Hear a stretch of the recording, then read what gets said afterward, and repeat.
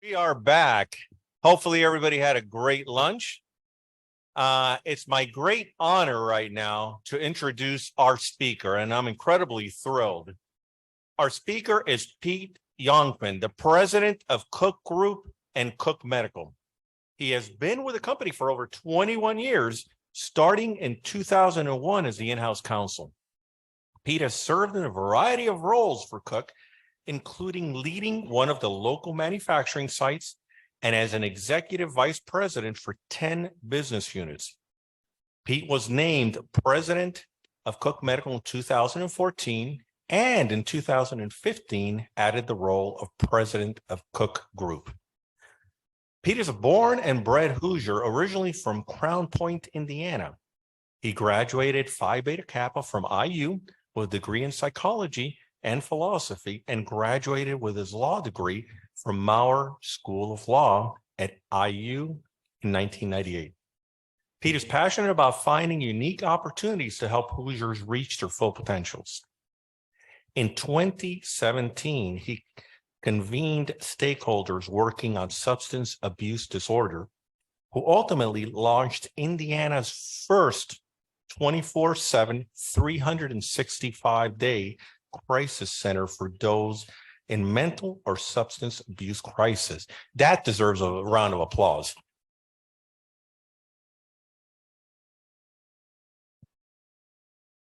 In 2020, Pete and Cook Medical began a unique collaboration with the community surrounding the 38th Street and Sheridan Avenue area in Indianapolis that resulted in a new state-of-the-art manufacturing facility and community-owned grocery store in an otherwise food desert. Through this partnership, over 100 new jobs were created, and residents will have access to fresh food, to a fresh food source. That also deserves another round of applause. I'm pretty sure Pete is planning to share some new developments in these community-focused efforts today, so please join me in welcoming Pete Yonkman.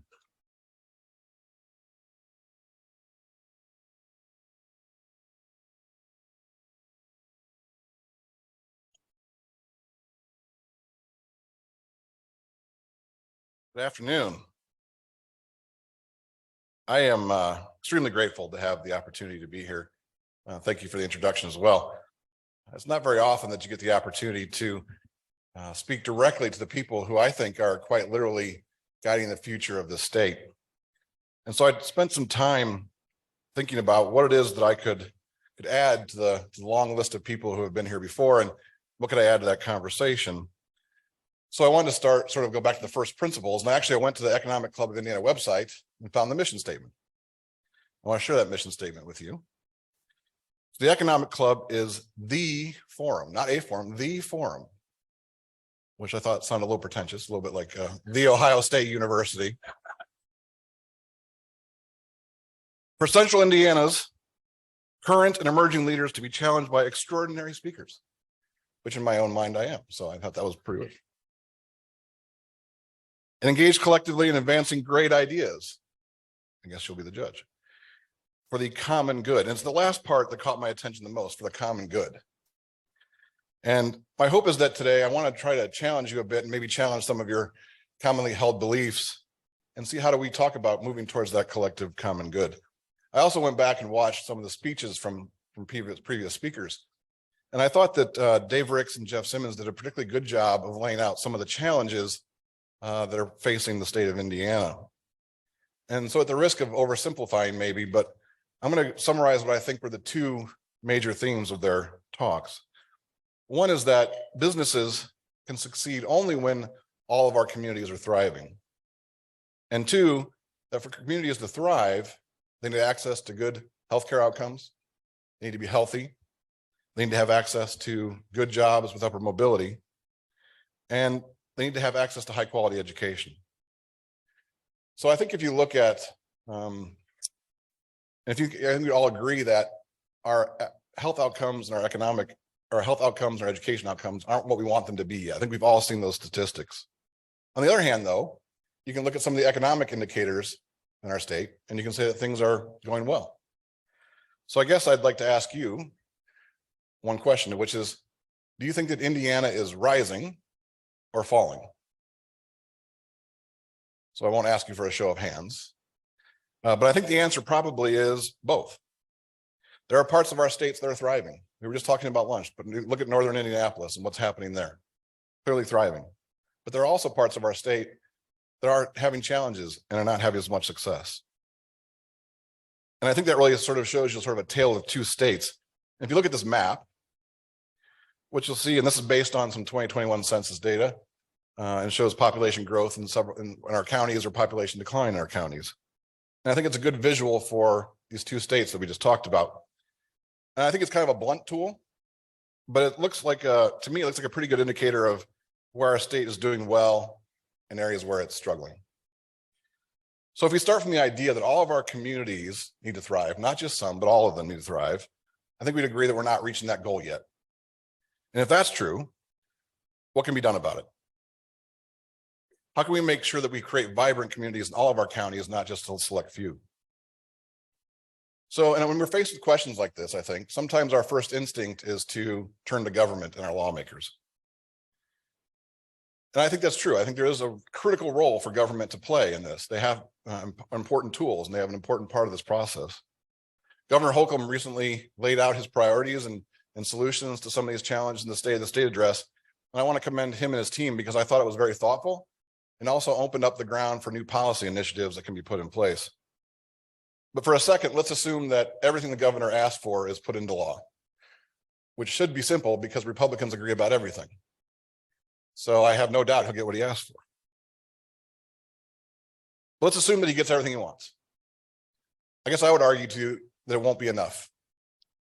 If you're a fan of government policy initiatives like I am, you know that there have been more than a few rolled out over the years, right? Let's take a look at just a sample of some of these initiatives that have come out over the years.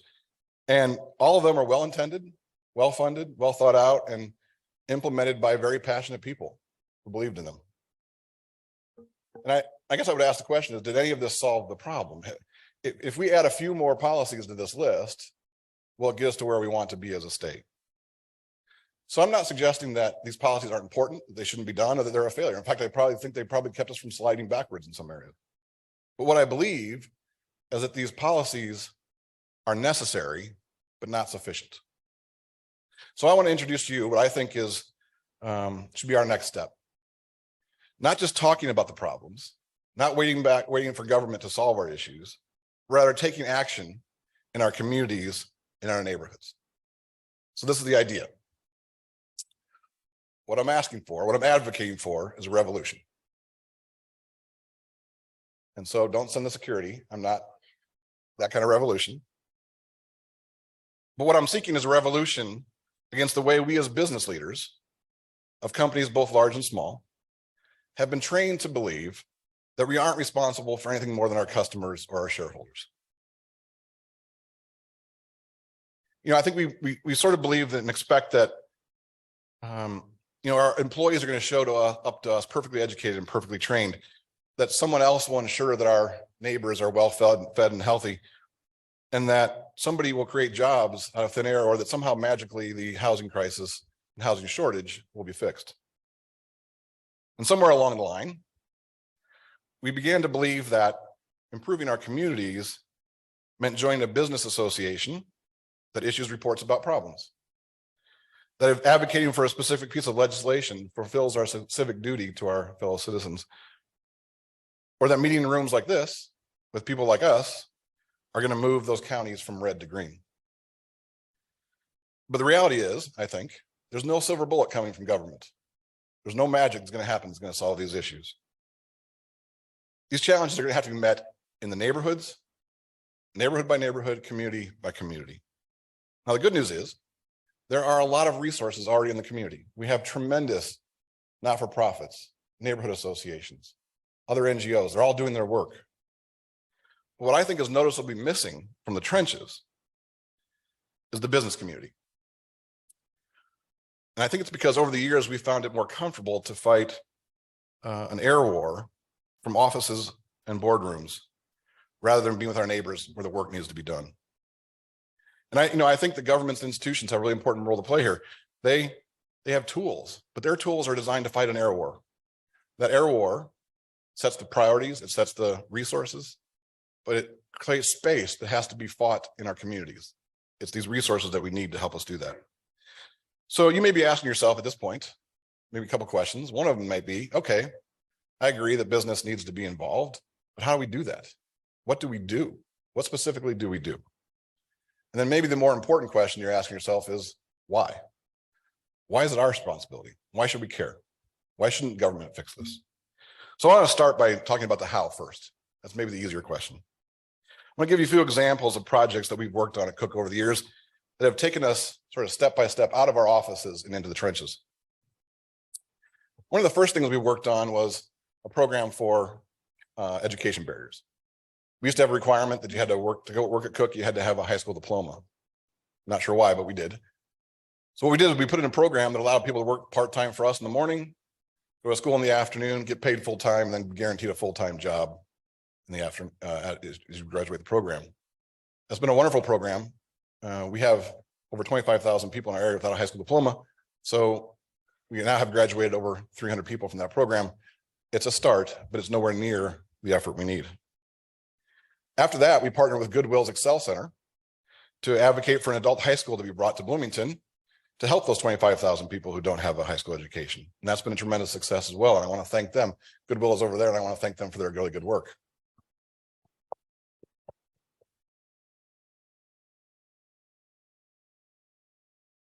And we even recently partnered with the Owen County Economic Development Commission, with USDA, local banks, and local developers to bring 90 new homes to the area, 3-bedroom, 2-bath, single-family homes with a backyard and a garage.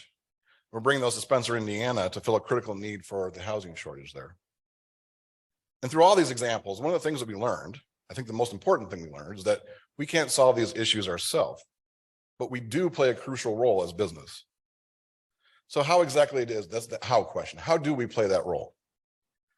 And I think the first thing that we can do is we have an incredible power to convene.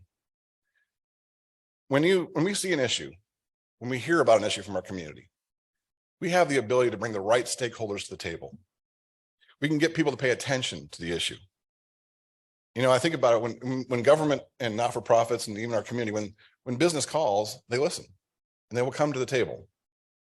And the second thing we have the ability to do is to amplify.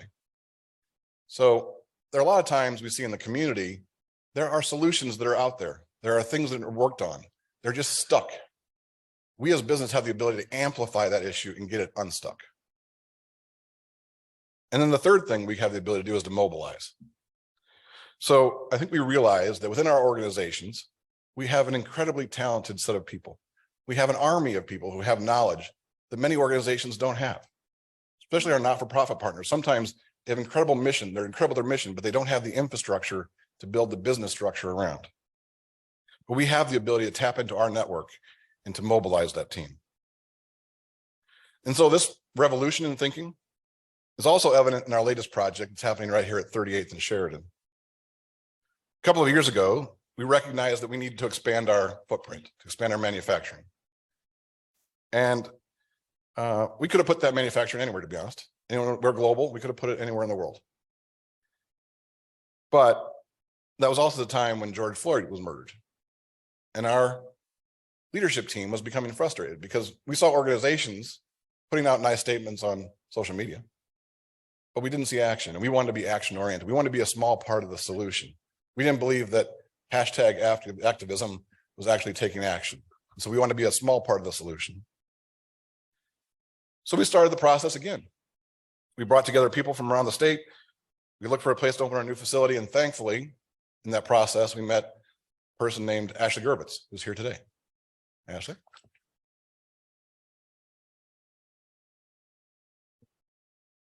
If you don't know Ashley, you should. Actually, probably everybody knows Ashley at this point. She's a super connector. And she's also, she has the energy of about 12 people, so she gets around. But she's also incredibly passionate about her work, and we appreciate that. And with her connections and her support, we're on our way to building a new manufacturing facility, again, in partnership with Goodwill, that was bringing opportunity back to a community that had seen disinvestment for a lot of years. And I think one of the things that Ashley taught us was the most important in this conversation is that all this work had to be done in partnership with our community and our allies. We just need to connect our energy and our support to theirs. And one of the things that Ashley says a lot is our communities want to be built with, not on. And that's a really important lesson we learned. And I'll give you an example. I was out talking to one of our neighbors. It was going to be a neighbor for the facility. And he said, I'm very supportive of this. I love this project. It's going to bring opportunity. But here's the thing. When you start building this place, if you bring a construction crew that doesn't look like our community, you're going to be sending a pretty strong signal about what you believe and what you stand for. And so thankfully, we also met someone named Akila Darden, who was also an incredible woman in this process. She helped us.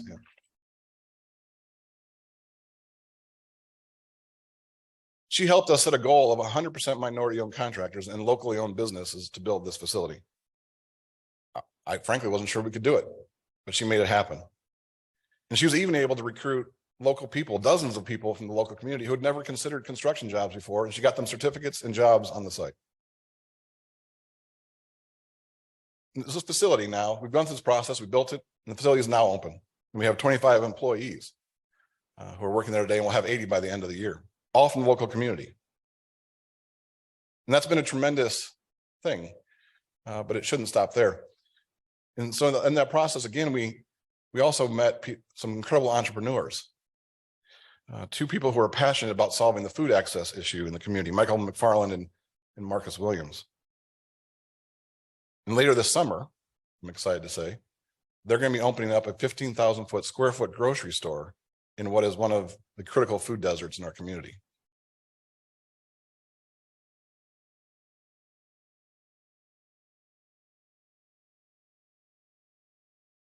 I thought about this work, and I think we're all proud of the work that we're doing collectively. And at some point, there's a desire to declare victory. Say, we've done our part. We've done what we can do. We're there. But it doesn't feel like victory yet. If you look at that community, violent crime and gun violence are far too prevalent.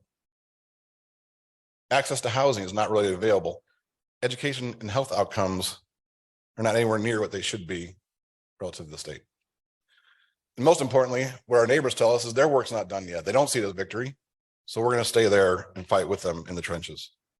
And I think we all realize there is no silver bullet coming. It's up to us to make sure this community thrives. And so I want to talk to you about that work from the trenches that we're doing.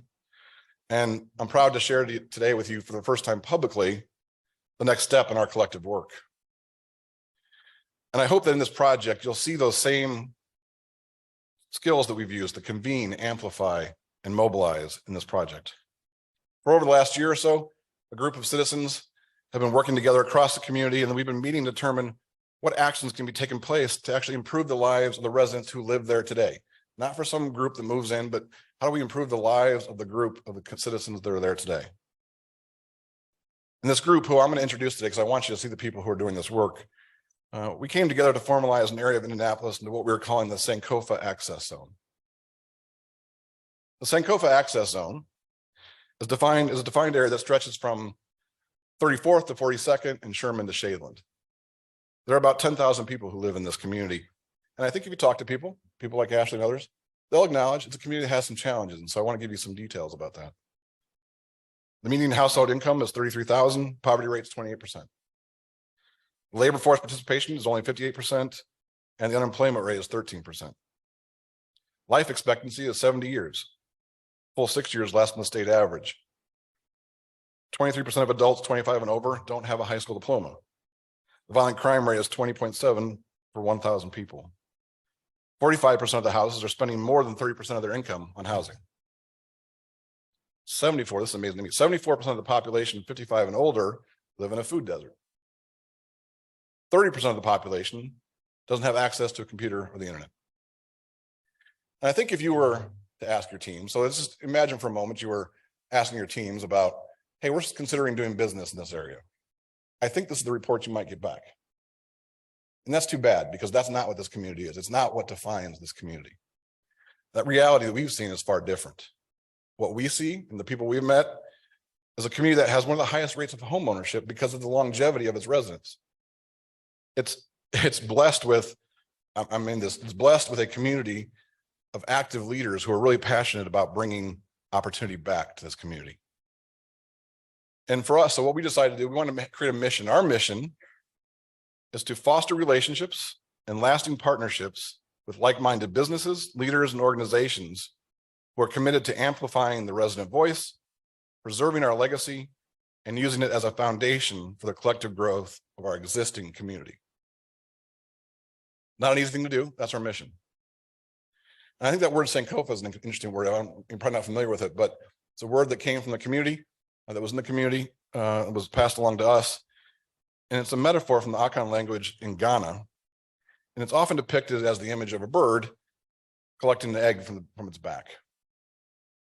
And the metaphor represents the importance of reaching back into history and learning from the people who have been there, who have done that, who have lived the experience, and helping that guide us forward. And that's what we're trying to do as a group.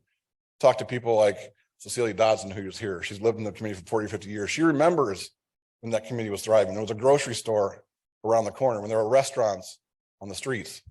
She remembers that, and she wants to bring that back. And we want to learn from her experience to help guide us in the future. As I said before, some of those leaders who are here and working, the people who are working in the trenches every day are here. And I want to introduce them and ask them to stand. So please hold your applause until we get to the end, but I want you to see the people who are doing the work. I know he's here, Anthony Beverly, who's director of Stop the Violence in Indianapolis. Anthony, could you please stand up? Somewhere, oh, there he is. Yeah, just do an applause, why not? Cecilia Dobson, who's the president of the Audubon Gardens Neighborhood Association.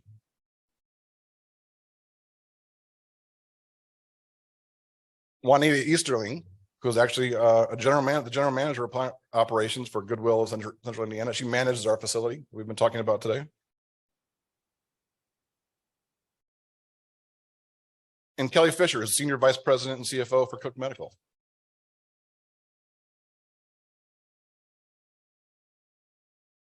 This guy's saying she's short. Is she still standing? I can't see. There she is. Ron Gibson, who's the president of Devoning Communities Association. Keith Graves, who's been a tremendous supporter as a councilman for our district.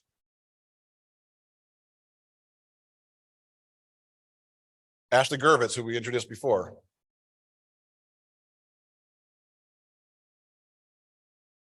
Gretchen Gutman, who's the vice president of public policy for Cook.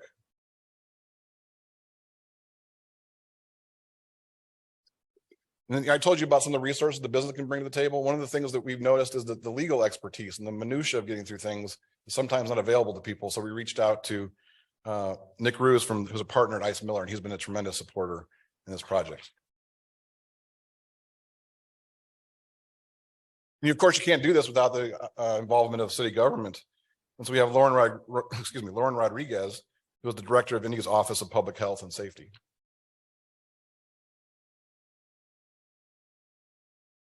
Dan Sullivan, who is an amazing data analyst with our team at Cook, has helped us figure out how to bring the right information to the table. So Dan, thank you. Judith Thomas, who I don't believe is actually here today, but oh, she is. There she is. The deputy mayor for the neighborhood of engagement of the city of Indianapolis. And Corey Wilson, who's the executive director of the Pacers Foundation. They've been good supporters as well, too. So thank you. So I wanted you to see these folks. So you can sit down now. I don't make a mistake. I wanted you to see these folks because they're doing the work in the trenches. They're out there every day trying to fight for this community in this neighborhood.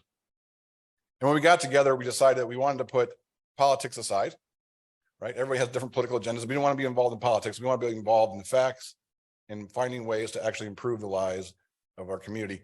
And more than that, we want to find ways to take action. And so together we're seeking to find meaningful actions that can impact issues like, why have all the 5 grocery stores in this community left in the last 7 years? Why are education outcomes not what they should be in this community?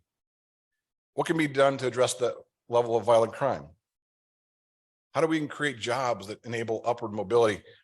And can we create affordable housing options? And maybe most importantly, why is it that the average life expectancy of this community is not only 6 years less than the state average, it's 10 years less than people who live just 2 miles down the road?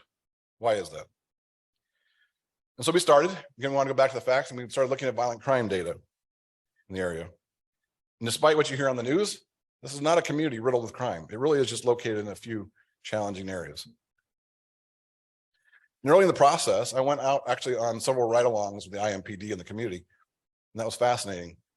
And one of the officers pointed to a particular location, and he said, you know what, we all know this is a problem. It's an open drug market. The community knows it. We know it. We can't solve it. And so he told me about the property. Around midnight, we approached, and he said, I'm going to show you what happened. So he turned on the lights in the car, and about 12 cars immediately left the property. And as soon as we left, they came back. So we took it back to the group we just talked about and said, can we take action on this, collective action, to try to improve the situation? And we did. We reached out to the property owner and offered help and support. And surprisingly, a little bit to me actually, he responded. And he said, I know it's a problem too. I don't know what to do about it. There are people who are dealing drugs. They pull up to my property, they flash a gun at my workers and say, I'm going to stay here all day long. What do you want me to do? It's a valid question. I don't know. Right? So what we did was we worked together with the IMPD and helped him install cameras in the exterior part of the property, linked to the B-Link program, which enables the police department to check in, identify people who are doing the bad things, and to be able to increase enforcement. And one of the things I want to do here is acknowledge that increased policing is not necessarily the answer for every situation. And there is concern about that in our communities, particularly in a community like the Sankofa zone, which is 95% Black. And so we went back and talked to the community and said, do you support this? Do you think this is a good thing? And the response was, we very much support the police department when it's done the right way and for the right reasons. And I also want to acknowledge this is a small action. This is one property. And it doesn't get to the root cause of the issue. The drug dealers can move somewhere else. But it is a signal to the community that things are happening and that progress is being made. I'll give you one more example of how we do our work. There's a motel in the community that has a very high rate of crime, including sex trafficking, and it's known to the community. And what we want to do collectively is to figure out, can we take action? Can we do the same thing with these owners, try to work with them to solve the challenges they may have? And we also recognize that hotels like this are sometimes the last resort for people before homelessness. So our goal here isn't just to push out the building. We don't just close the facility, push people out. Our goal is to work with the owners and say, how do we make sure that we align our resources, our collective resources, so the people there have access to the services they need, but we also hold the owner to basic standards of humanity and living. They have an obligation, but so do we as a community. Now, I guess you can imagine thinking through this, some of these challenges. This work is not easy. It's not straightforward. And I can tell you, we don't have any delusions that we're absolutely going to be a success. It may not work, but we're trying. And, even making change, even if it's the littlest change, even if it feels incremental, it can start a momentum in the positive direction. If you look at what's happened in the last few years in this zone, a new manufacturing facility, a new healthcare facility from Eskenazi, a new bank, a new grocery store, all these things are positive direction, and you can feel in the community when you go there that there's hope, there's momentum, there's an energy that comes with all of this. And I think in time, the community is going to experience less disparity, more opportunity. And it'll attract people to it because of the opportunities, and hopefully we can move this area from red to green. That's what a revolution in thinking can do, but it can't just be one company trying to do this. It has to include people like you in this audience. And so here's the thing. I think that all of us, I truly believe this because I've seen it in action. I truly believe all of us have the power to make significant change in our state. But we have to choose to use it.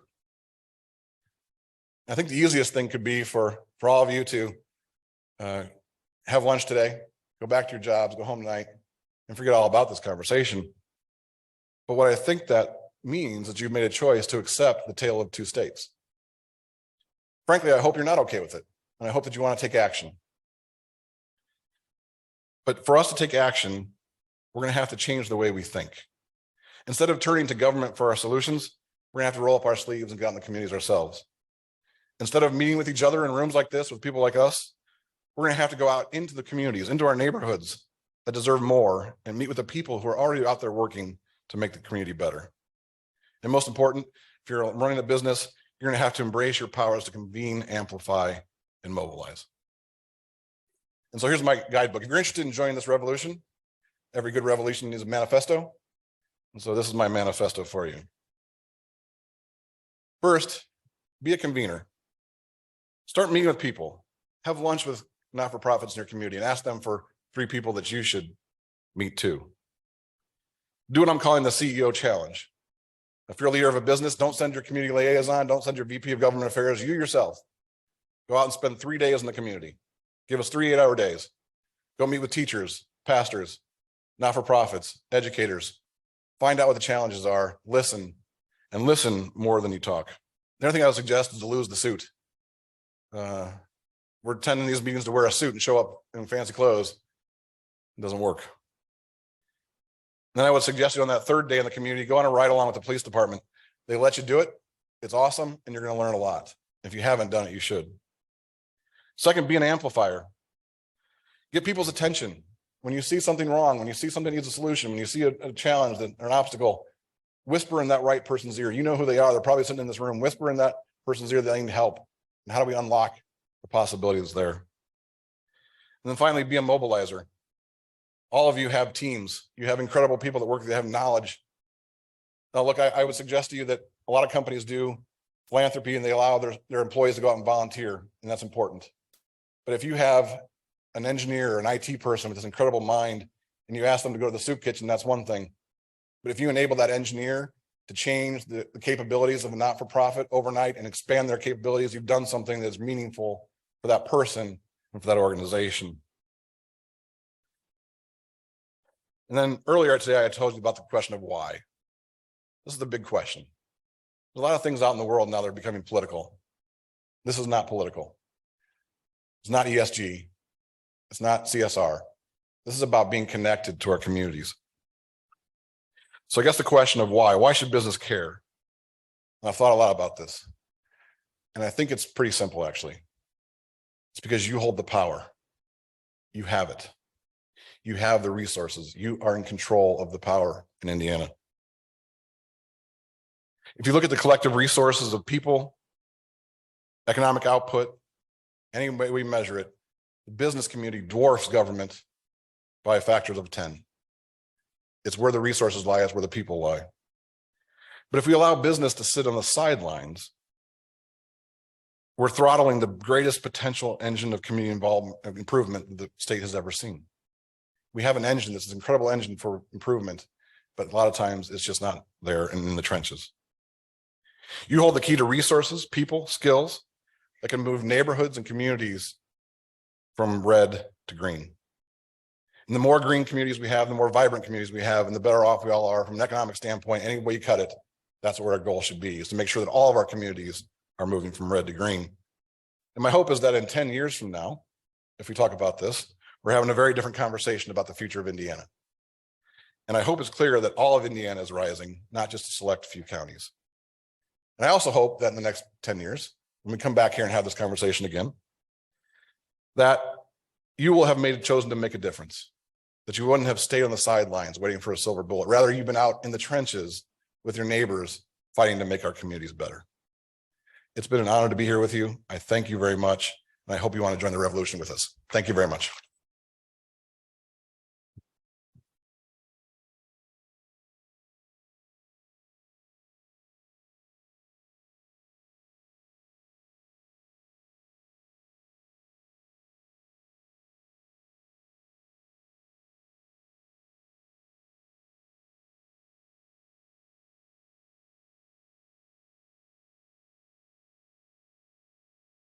Hey, Pete, first of all, I'd like to tell you how much of an honor it is to have you here. And I think I speak for everybody at Give You and the Cook Group our collective thanks for everything you do in the community, especially around the state, and not just here in Indianapolis, but around the state. So thank you very much.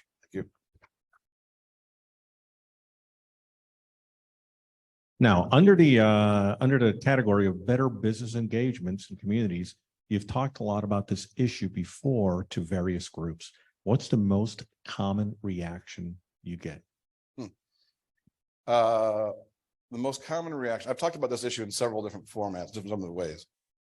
The most common reaction I get is what you said before, which is, thank you for Cook for doing this. It's a great project. It's I important. didn't do that on purpose. Yeah. You literally dropped the mic. I dropped Yeah. the mic. I think the AV guy is probably freaking out right about now. Yeah. So I get a lot of thank yous for Cook on behalf of Cook. But always surprises me is people don't turn it back and say, well, I wonder what we can do. It's been the biggest challenge so far talking about these issues is people they're thoughtful about it and they think, boy, it's really good. It's a good thing they're doing, but I don't see how I can do it. So that's been the challenge of trying to convert people to think, actually, even though I have a small company, I only 3 employees, we can do something that moves in a positive direction. Yeah, I could see that. Do you consider Cook's activities to be the same as corporate social responsibility and environmental, social, and governance activities? Is it something more or different? What do you think? Yeah. I have been very saddened to see the politicization of this issue. For whatever reason, it's become a thing about politics. The idea of companies being involved in their communities should not be a political issue. I think it's a human issue. I remember growing up, I was thinking about this talk today. I remember growing up and our school had elementary school I went to. I remember this. There was a drive, one of the local business put on a drive to refill the library with new books. And I always stuck with me that companies stepped up and did that. Or, you think about I'm thinking about my dad when he was growing up and the participation in different things. Somehow we moved away from that. Somehow the world is outside of us, that we're thinking about fighting on the internet, but there's this local community that we need to engage in a different way. So I don't want to engage in the fight about CSR or all that. What I'd rather say is, let's just go by the facts. What does our community need and what can we bring to the table to make a difference? Well, the next question actually aligns with that very well. But before that, we've been focusing in for the last about decade on how do we deal with the community and how do we help the community. And as of now, and our team is standing right back there or sitting back there, which I'm incredibly proud of, 52% of our organization is either women or minorities. And we win awards and awards and awards, not because because of the diversity that we have. And to us, equity has become a moral imperative. So how do you do good business and create good communities simultaneously? That I think is the crux of the issue. So I know a lot of companies like to do philanthropy, and we do it as well. We give money, and that's a powerful thing. But what we try to find is the intersection of doing our core business. What I mean by that is we build manufacturing products. We hire people. It's part of our systems. We hire suppliers. When you do philanthropy, what I've found anyway is that every year there's sort of this debate about, do we have enough money? Do we have the emotional investment in it? We have programs that are wonderful, but they're highly emotional and they're hard to sustain because you have to put effort into it. When we do a project that's within our core business, it just goes. So, our teams work on the manufacturing side, our suppliers work on that. It's so much easier. So if you can think about your core business and what you're doing, but just switch it a little bit to think about, how do I do that, but also be additive to the community at the same time? There is that intersection of opportunities that is way more powerful than whatever your philanthropy budget is way more powerful than whatever your volunteering time is. That core business, your entire operating budget almost becomes an opportunity to also do good in the community. And I'm not saying you take a hit from it financially. Most of what I talked about today is not philanthropy. It's being driven by how do we connect our business in a way that's intentional about helping the community as well. And that actually answered my next question is, why is philanthropy not enough? I just don't believe to me, it's this idea of, yes, you can give money and that's important. I'm not saying don't, I'm just saying it's important. But again, it's not sufficient if I have the team here. Some of those teams we announced today are from Cook. I'll use Kelly as an example. She's our CFO. She has this amazing global experience about how to build infrastructure and how to use data and how to bring capabilities that no local not-for-profit has. So again, we could ask Kelly to go out and volunteer to Soup Kitchen, but man, the power she brings with her expertise and 30 years of experience in that, powering that with a not-for-profit that has a mission-based example, I'll take that anytime over the money. And I've asked our partners, would you rather us give you money or would you rather us be a partner and bring the expertise? Every time it's the partner and the expertise. Now, let me ask you a question, because I've seen this with I'm relatively new in the state, but I've seen this with Cook Medical, and it's incredible. Where did this focus start? Because I've been to a place called French Lick, and when I got there, it was fantastic, a thriving little town. It was wonderful, but it wouldn't otherwise be that without the Cook Group. And usually, for-profit organizations usually want to concentrate 100% on their profitability. Yeah. You didn't need to do that. Why did you start? Why did the Cook Medical Group start? Yeah, that was the family and their passion for historic preservation was the start.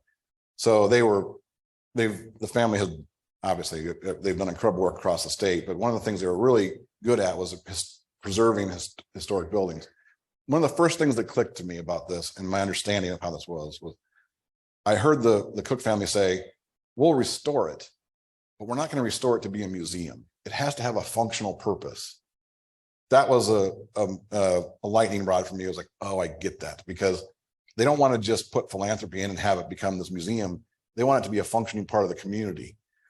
That's where it clicked for me. That's how they do their work, right? Every time they don't see philanthropy and business as separate. They see it as you can do these things together.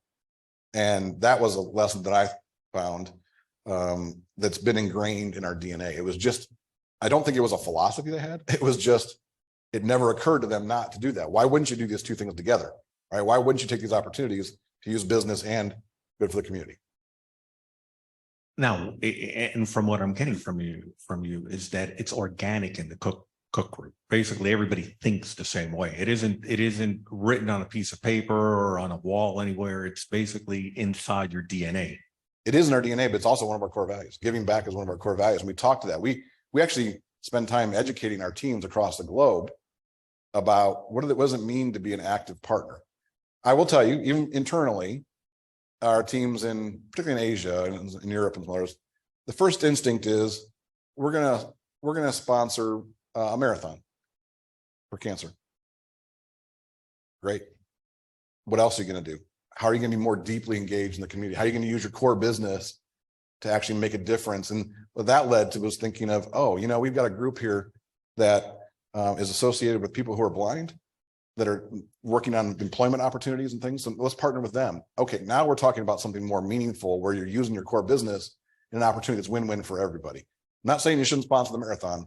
I'm just saying, what else are you going to do? Because that's not enough.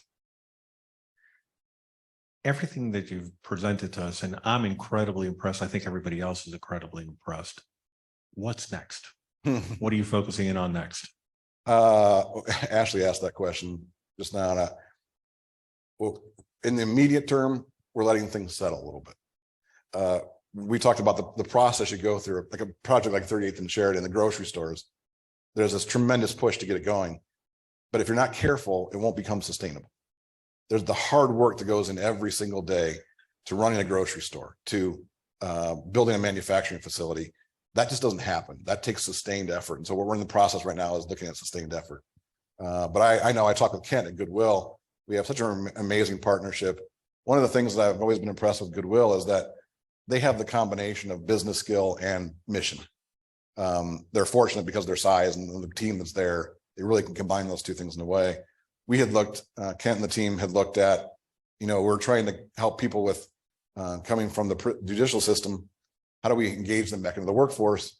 One of the things we had talked about early on was, let's move our work, not just to a facility outside of Cook, let's move our work inside the prison. So could we put work inside the prison, then have them transition to Goodwill, then transition to Cook to kind of create a seamless pair? Those are some of the things we've talked about. We're in the process of letting things settle right now to make sure we're going to be sustainable, but those are the types of issues we look at. Trying to figure out what is the barrier to upward mobility, right? What is that barrier How do we use our core business to help remove that barrier? That's fantastic. And by the way, I'm monopolizing all the questions. If anybody has any questions, please write them down. You know, one of the things that we've been looking at the airport is making sure that we get a pipeline and we provide education, because from what I've seen, some of the statistics nationwide are as close to shocking as I've ever seen the statistics on education. I believe somewhere above 50% of the population of the United States cannot read above a sixth grade level. And that to me is incredibly shocking. And to deal in a world that if we want to have a global economy and a global foothold, we have to have educated people. So I understand that you have a program. Could you expand on your education program, which is also important? Yeah. So it's one of those barriers that we artificially created that said you had to have a high school diploma to come to work for us. It was just what we did. So that started from a mom in a lunch meeting we have with employees just saying, hey, I've worked here for 30 years. Why can't my son come work here? He doesn't have a high school diploma, but I'd love for him to come work there. Why would you not want somebody's son who's worked there for 30 years to come work? And so we started asking the question, why? And then what we did was we reached out to partners in the community like Ivy Tech and others. My goodness, as soon as we brought that opportunity, they rallied around and provided resources. It doesn't cost us anything to provide this opportunity. It's free because the resources are out there, but all we had to do is connect and bring them in. And now we have this pipeline. I have lunch with the graduates in this program, from our program.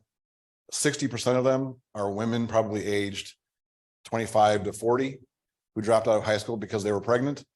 And now they have kids, and they're saying, and they always say it, the reason I want to do this is because I want my kids to see the value of education. I don't want them to think that education is not important. Why would we not create that opportunity? It doesn't cost anything. We get people who are loyal to us now because we're partners with them. Why wouldn't you do that? What's stopping you?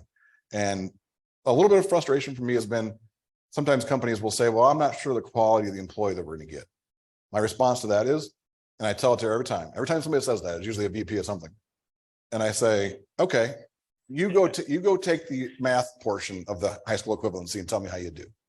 And that shuts the conversation down right there. Well, I agree with you. One of the silver bullets that we see is education, and Ivy Tech has been an incredible partner for us in that. Let's see. What financial impact have you recognized as a result of your efforts that you've discussed today? I suppose you can slice that a couple. Yeah, you could slice it a bunch of ways. Yeah. What's interesting is like when you do philanthropy, you try to figure out what are the metrics you're going to measure. What are you going to try and measure success? How are you going to return on investment? Most of these projects, like building a new manufacturing facility, we're measuring the same way we measure any other facility. So it's not some sort of philanthropic success. It's the normal business standards of success. Can we improve our margins? Can we get the people we need? One of the things our labor supply is getting better, but one of the things that's happened is from a long time during the pandemic and other things, that was the only facility in our global system that had a waiting list of people to join the organization. And it shows you the opportunity that's been pent up demand there. So we try to measure it on normal business financial metrics. Then we look at things like, do people stay longer? And clearly people stay longer when you're a partner with them in education, right? If you're a partner with them, they stay longer. They want to be a part of your organization. Makes all sense in the world. When you treat people with respect, they kind of stay a lot longer. Now, this one is interesting. Actually, it goes along the same genre. What type of a case do you make for your stakeholders and your shareholders? That's easy because there's only like, yeah, I know it's easy. So this is the other biggest objection I typically get is, well, I'm a public company. I'm involved in private equity. That's why I think I try to take it outside of philanthropy, because as soon as you get in the philanthropy business, now you're talking about, is that good for shareholders? Is not good for shareholders. Thankfully, we have this amazing family that it's just part of their DNA, and they're like, they love it. And so that's easy for us. But what I would say to public companies in particular is, this is not about spending additional money. It's about spending your money more intentionally. It's just the slightest change of how you think, right? So we could have put our manufacturing facility in Bloomington because it was easy. We could have put it in anywhere. But because of the way it worked, we just thought about it a little differently. And now it created this momentum in a community that is a byproduct of that business opportunity. That's why I say to the people, it's not about additional dollars. It's about finding that overlap and that intersection between good business opportunity and good in the community. You know, it's the same thing with us. We've concentrated on that, and we've been able to create a team which is phenomenal, and it's diverse, and it comes from underserved communities. And we've won not one, not two, not three, but 5 JD Power Awards because of this team. So I understand it. The value, our values are more of a public value. You more or less look at things in dollars and cents, but I completely see what you're saying. And again, I'd like to thank you and really thank you and thank the Cook Group for everything you're doing and for your time here. Thank you very much. It was very inspirational. Thank you. All right, and that concludes presentation. It was wonderful, wasn't it? And now please join us on next month on March 21st as we welcome Maurice Jones, CEO of 110 Coalition, a dynamic group of chief executives and companies working to advance opportunities. Make sure to get your QR codes. Thank you.